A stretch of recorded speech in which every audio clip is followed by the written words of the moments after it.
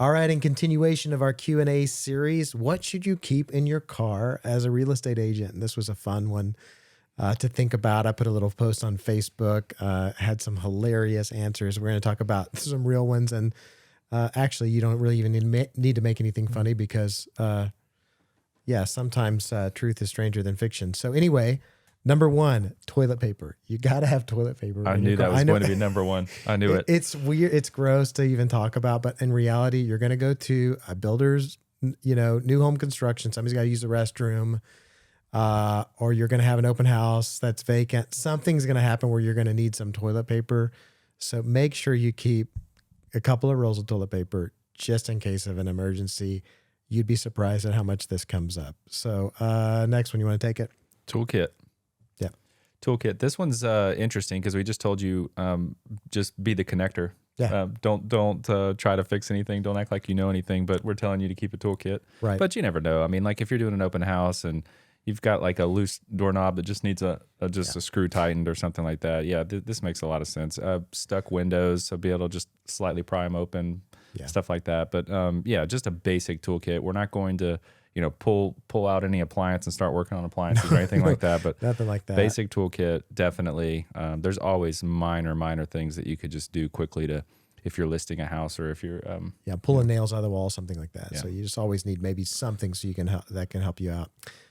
Number three, a measuring tape. Here's why. Your clients are going to show up and they're going to forget theirs, or they're going to need to measure a room or whatever the case may be while you're showing or doing inspection. So always have it there because you're going to need it. Some of these are like once in a blue moon thing. That is like almost every time I show a house or anything, I need it. So definitely. I've even had clients be a little frustrated with me that I didn't have one at the time. Yeah. They're like, "Oh, you don't have a measuring tape?" Do I look like a "You're contractor?" a realtor.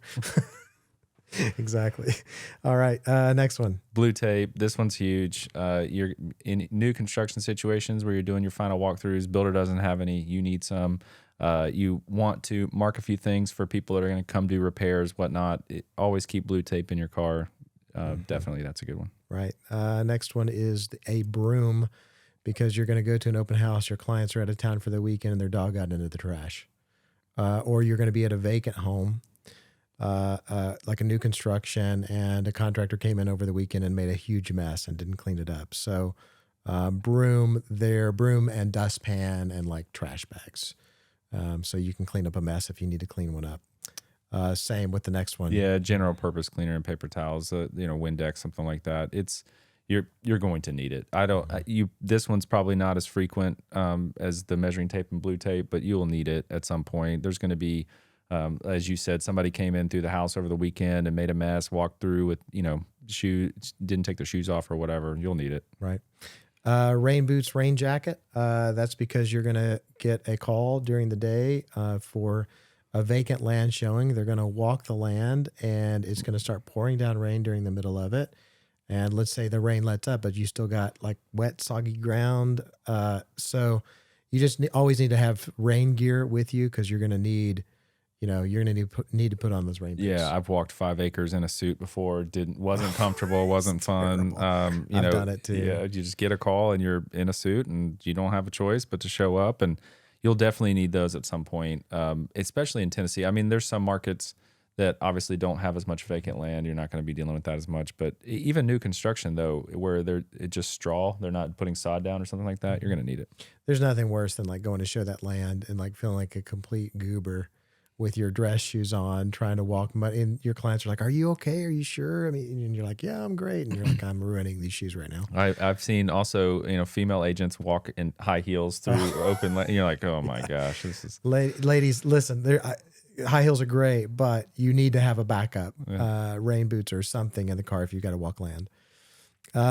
Next would be a flashlight. There's going to be a basement with the light that's out, and you got to go down there and check it out and see, the air conditioner and all that stuff down there, hot water heater. This one's not as important these days with phones and whatnot, but honestly, I do need a flashlight, whether it's my phone or some other sort of flashlight, a lot. Like people want to know, hey, what's the age of the water heater? What's the age of the HVAC?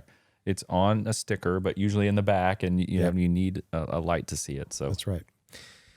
Number 9, listing agreement and purchase contracts. I was so surprised that this one took so long to show up, because to me, like that should toilet paper. I knew would be number one because everybody thinks of that, but this should be number two. Yeah, I agree. You know, with the listing agreement, because we're so digital these days that people are like, I got a printed listing agreement in my car. Here's why. First of all, if you have somebody that's ready to list their house, go ahead and do it. And that way you can answer all of their questions right there.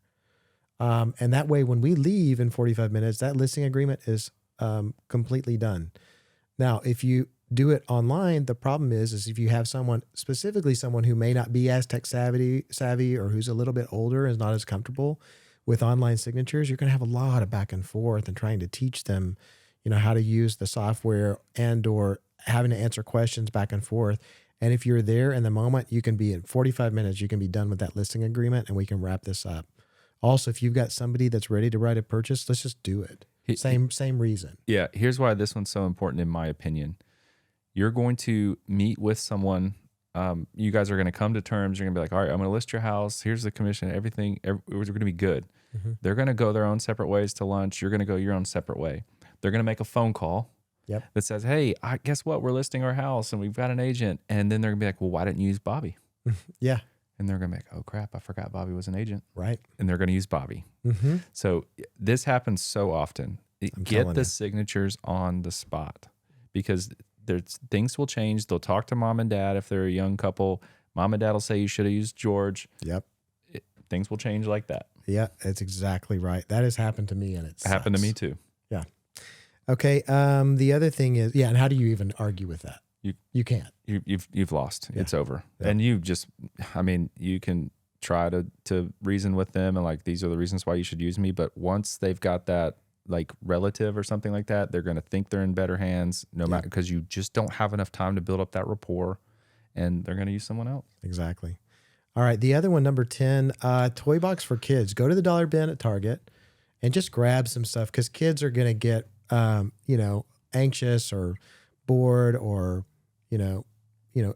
irritated during, showings and stuff like that. But if you can like let them choose a toy out of the toy box, and I prefer like toys that are going to keep them a little bit more involved, like sensory type toys versus just a stuffed animal. But yeah, if you can kind of let them choose out of that toy box, and then that keeps them busy and it makes you look like a pro. Yeah. As a former OT, my wife loved this one. This is a great idea. There's so many times where kids are running rampant in a house and you could settle them down with a toy or two, and you're going to look like a hero to the kid, and the parents are going to love you that you took the time to do something like that. So absolutely. Okay, little extra couple of things for if you're in Oklahoma or Texas. I'll say them both together. It's a gallon of water, right? And a mallet, a hammer, or a sledgehammer, because you're going to get into August and it hasn't rained in a month, and that soil is hard as a rock, and you got to put a sign in the ground. And I've seen so many situations where, again, it's a high hills situation, and they're trying to like get a sign in the ground and it's hot outside. It's just miserable.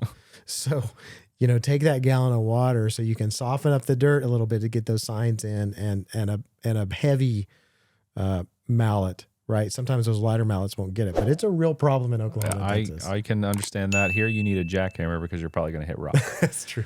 So it's just like, need some sticks of dynamite. Yeah. All right, guys. Well, hey, thanks for joining us. See you on the next Q&A. Thanks.